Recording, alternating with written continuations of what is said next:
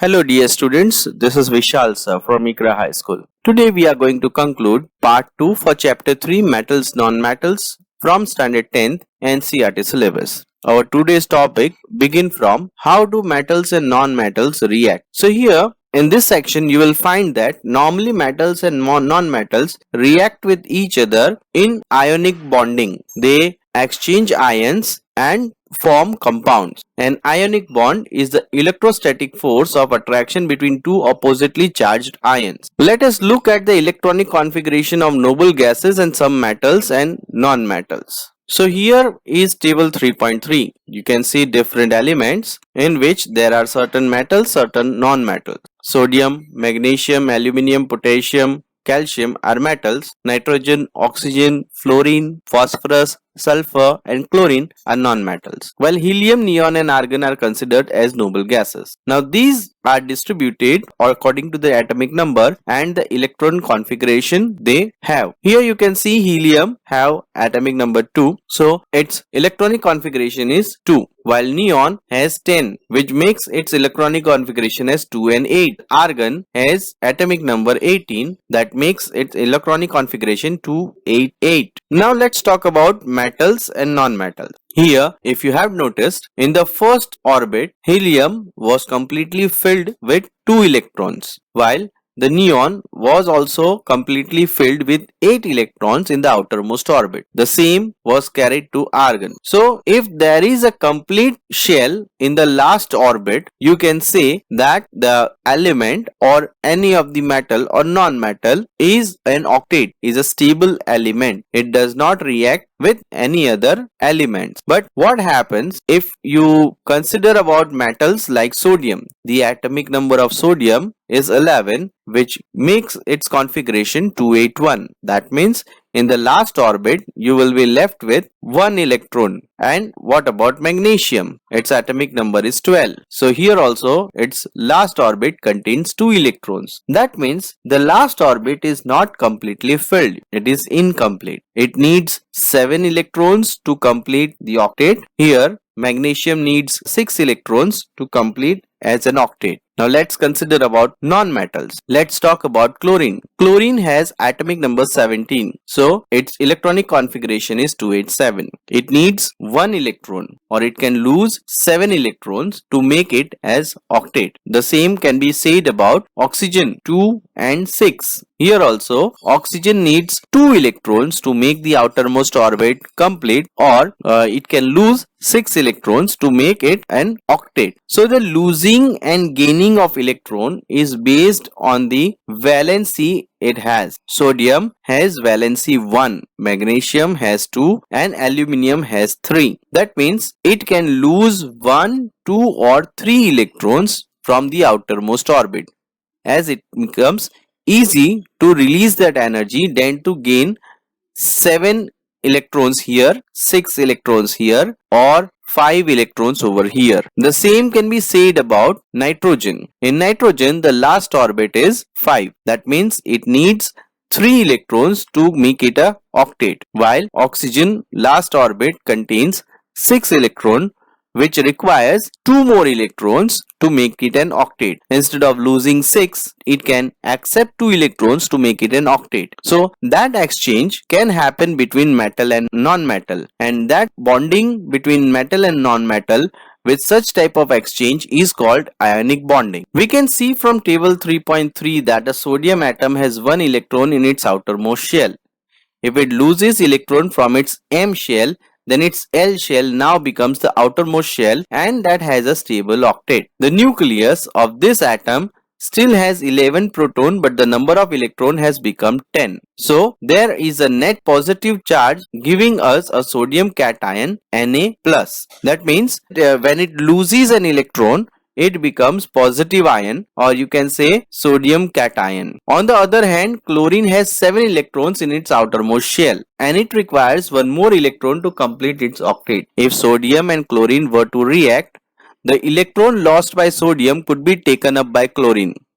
After gaining the electron, the chlorine atom gets a unit negative charge because its nucleus has 17 proton and there are 18 electrons in K, L and M shell. This gives chlorine anion Cl-1. So both these elements have a give and take relation between them. If you look carefully over here in this part, you can see sodium loses one electron from the last orbit and it becomes sodium positive ion, as its orbit are now octet 2 and 8. So this here you can call sodium cation. On the other hand, the chlorine accepts that one electron and its last orbit, which was with 7 electrons, becomes 8 electrons. So it becomes chlorine anion. And while sodium and chlorine interact with each other, where there is a give and take of one electron among both of them, they combine together to form a compound, and that forms sodium chloride compound. Sodium and chlorine ion, being oppositely charged, attract each other and are held by strong electrostatic force of attraction to exist as sodium chloride. It should be noted that sodium chloride does not exist as molecule but aggregates of oppositely charged ion. Let us see the formation of one more ionic compound, magnesium chloride. Here magnesium has 2 electrons in the last orbit which it can lose and become magnesium cation 2,8, while chlorine has 7 electrons in its last orbit which can gain 1 electron and can become chlorine anion. So here 2 chlorine, because magnesium has 2 electrons to lose, so it will distribute 1 electron to each chlorine, and that way it will become MgCl2, forming magnesium chloride. The compound formed in this manner by transfer of electron from metal to non-metal are known as ionic compound or electrovalent compound. Now let's see the properties of ionic compound. The properties are divided into 4 parts. The first is physical. Ionic compound are solid and are somewhat hard because of strong force of attraction between the positive and negative ion. But these compounds are generally brittle. That means they can break into pieces if a small pressure is applied on them. Melting point and boiling point. Ionic compound have high melting and boiling point. It is because a considerable amount of energy is required to break the strong inter-ionic attraction. The third property is solubility. They are generally soluble in water but insoluble in solvents such as kerosene, petrol and so on. Conduction of electricity. Now if you have known about electricity, the conduction of electricity through solution involves the movement of charged particles, and the solution of ionic compound in water contains ion which moves to the opposite electrode when electricity is passed through the solution. That states that ionic compound, if in the solid state, do not conduct electricity because it does not form ions. It forms ions only in its aqueous solution, because movement of ion in the solid is not possible due to their rigid structure. But ionic compound conduct electricity in molten state. This is possible in the molten state since the electrostatic force of attraction between the oppositely charged ion are overcome due to heat. Thus, ions move freely and conduct electricity. Our next topic is occurrence of metal. The earth crust is a major source of metals.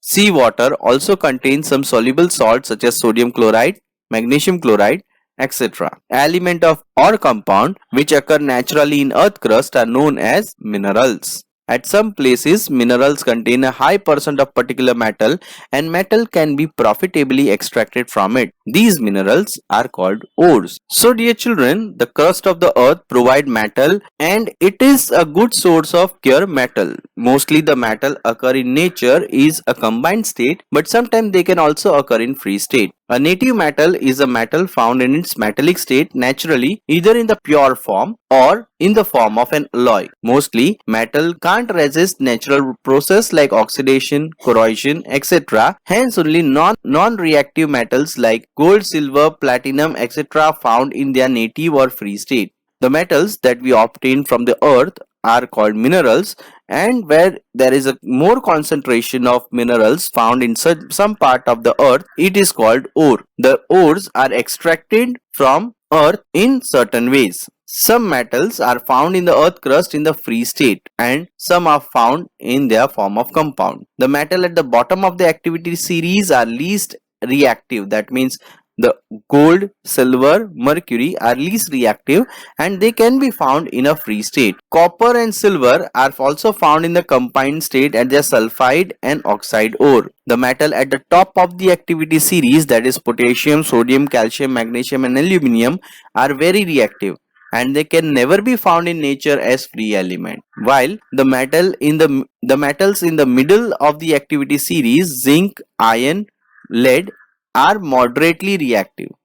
They are found in earth crust mainly as oxide, sulfide and carbonates. Ores of many metals are oxides. This is because oxygen is very reactive element and is very abundant on earth. So if you can see here on your left hand side of the screen, you can see potassium, sodium, calcium, magnesium and aluminum are grouped in one form, while zinc, iron, lead and copper in another form. While the silver and gold is found in the native state, so they are grouped in the last form. Here you can see electrolysis is written on this side. That means these are highly reactive metal and they cannot be easily extracted from the ore, so they need to be electrolyzed by high power and melting process should be done and then they can be extracted from their ore. While zinc, iron, lead and copper can be reduced using carbon. Thus, on the basis of the reactivity, we can group the metal into three following categories. First, metal with low reactivity, that is silver, aluminum. Metal of medium reactivity, that is zinc, iron, lead and copper. And metal with high reactivity, that means potassium, sodium, calcium, magnesium and aluminum. Several steps are involved in the extraction of pure metal from their ores. A summary of this step is given in figure 3.10. Each step is explained in the detail in the following section. So here children, in this part you can see a table where the ore is first concentrated and then it can be divided into three parts on the basis of their reactivity.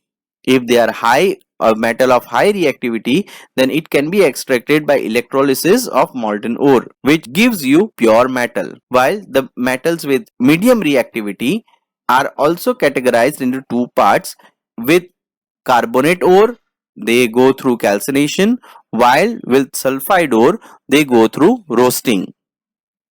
After that, they both become oxide of metal and they are reduced by reduction method. They are obtained from their extracted from their ore. While the metal with low reactivity may have only sulfide as their impurity and can be easily removed by roasting, and then you can get the metal from its ore, and after that the refining process is concluded. Enrichment of ore. Ores mined from the earth are usually contaminated with large amount of impurities such as soil, sand, etc. called gangue. The impurities must be removed from the ore prior to the extraction of the metal. That means this thing should be removed in the first section or the initial section before starting the extraction of metal. The process used for removing the gangue from the ore are based on difference between physical or chemical property of the gangue and the ore. Different separation techniques are accordingly employed. If the metal is of low reactivity series, then it can be reduced by only heating. So let's talk about metals with low reactivity series. These are also called metals which are very unreactive. As they aren't very reactive, they are placed low in the reactivity series. These metals can be reduced to metals by heating alone. So you don't need any extra thing to be done over here. For example, you can see cinnabar, that is the ore of mercury, can be reduced to mercury only by heating it in air. It first converts into mercuric oxide and then it is reduced to mercury on further heating. You can see over here the equations given are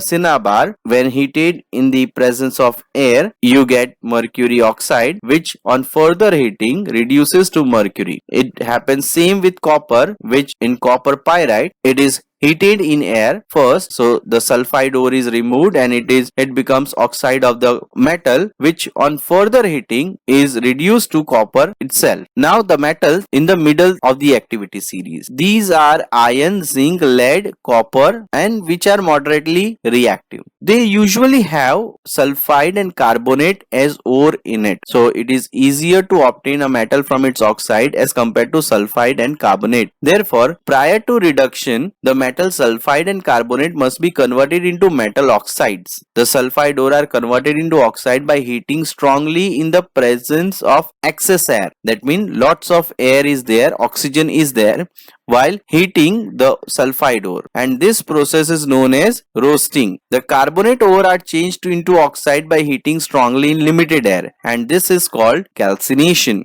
The chemical reaction that takes place during roasting and calcination of zinc ore can be shown as follows. Roasting, ZnS plus 3O2 on heating gives ZnO plus 3SO2. So zinc sulfide on heating, that is in the presence of air, in the presence of oxygen, it becomes zinc oxide. If it is a ore with carbonate impurity, then it is heated in the absence of oxygen. Here you can see oxygen is limited, so it is directly heated and it then converts to zinc oxide. The metal oxide are then reduced to corresponding metal by using suitable reducing agents such as carbon. Then it is heated in the presence of carbon, which gives you pure metal. You are already familiar with the process of oxidation and reduction. Obtaining metal from their compound is also a reduction process. Besides using carbon to reduce metal oxides to metal, sometimes displacement reaction can also be used. The highly reactive metals such as sodium, calcium, aluminium are used as reducing agents, but they can displace metal of lower reactivity from their compound. Let's see an example of magnesium oxide, which is heated with aluminium powder, and here the following reaction takes place. So in the presence of aluminium, the metal is extracted and aluminium oxide forms another compound. These displacement reactions are also highly exothermic. That means they release lots and lots of heat, and the amount of heat evolved is so large that the metal are produced in the molten state, and that is what is being done in this picture given over here. This is called thermit process. It is used to join railway tracks or cracked machine part. This reaction is known as thermit process. Now, what about the metal at the list of the top activity series, which are very reactive metal? They cannot be obtained from their compound by heating with carbon. So they cannot be reduced to oxides of sodium, magnesium, aluminium to their respective metal. This is because metals have more affinity for oxygen with carbon. These metals are obtained by electrolytic reduction, the only unique method to extract metal which are at the top of the activity series. Sodium, magnesium and calcium are obtained by electrolysis of their molten chlorides. The metal are deposited at cathode, whereas chlorine is liberated at anode. The reactions are: at cathode you can find sodium as sodium metal and chlorine becomes chlorine metal over here.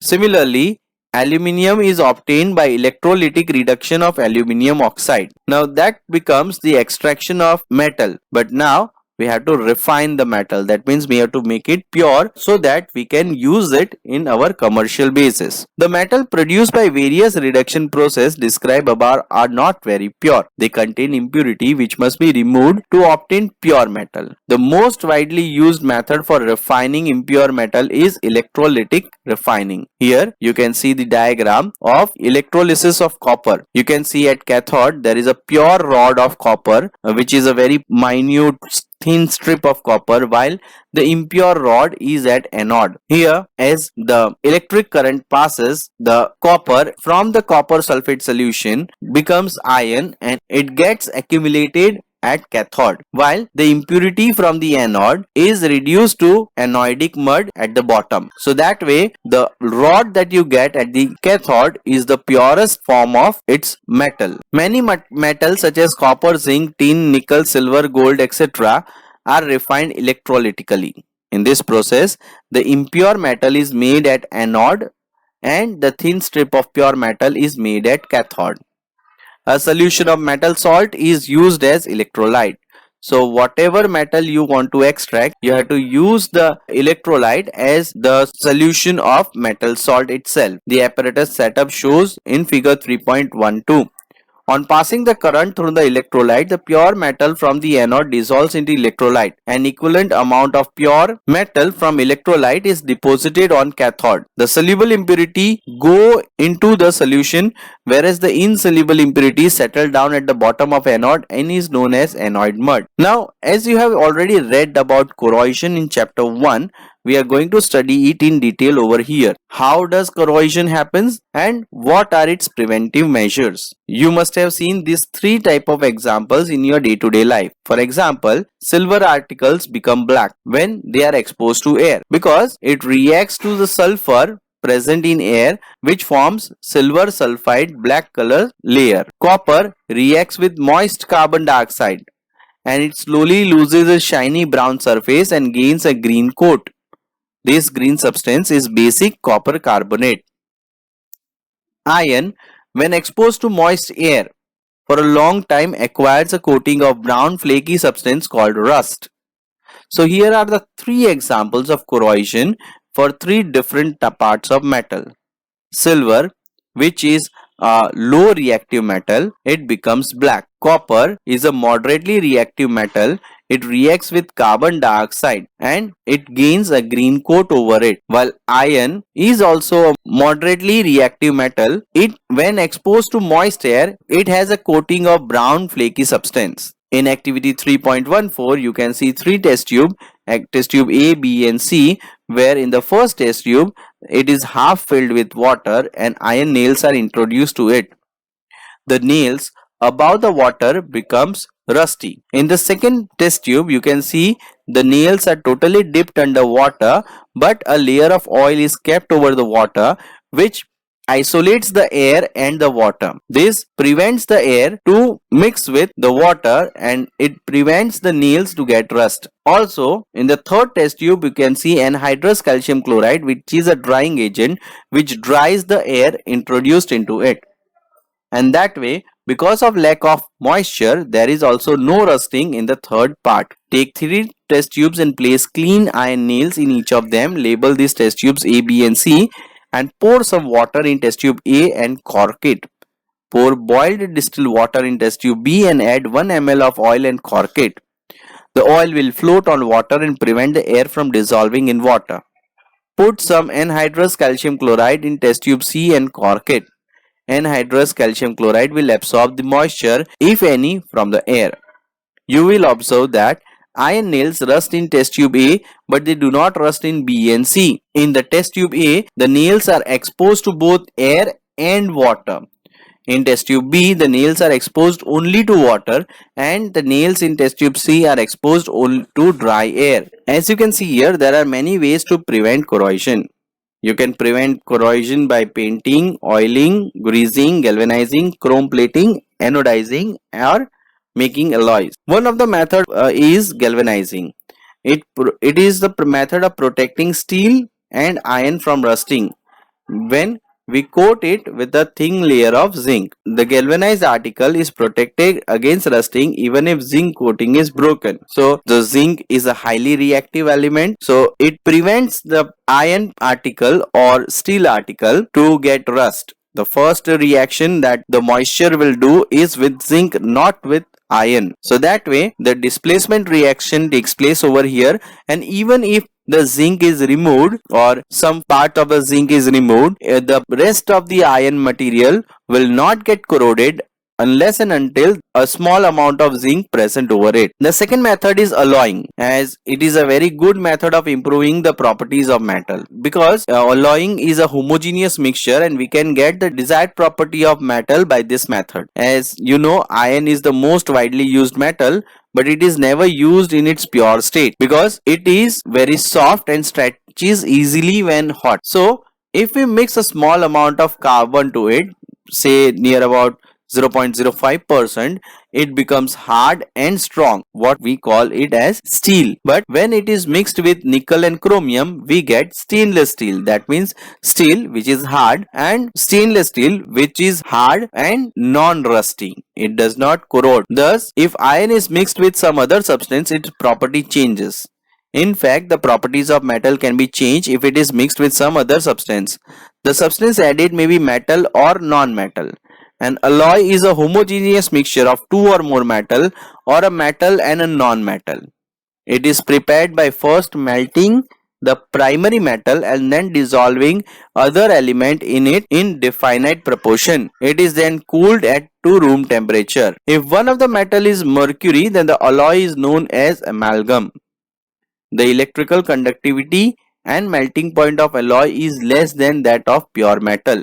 So this is to be noted that when you convert a metal into alloy, its electrical conductivity and melting point reduces to when compared with the pure metal. Let's take the example of brass. Brass is an alloy of copper and zinc, and bronze an alloy of copper and tin. They are not both good conductor of electricity, whereas copper is used for making electrical circuit. Solder, an alloy of lead and tin, has a low melting point and it is used for welding electrical wires together. So here children, we come to the end of the lesson. Thank you and keep studying.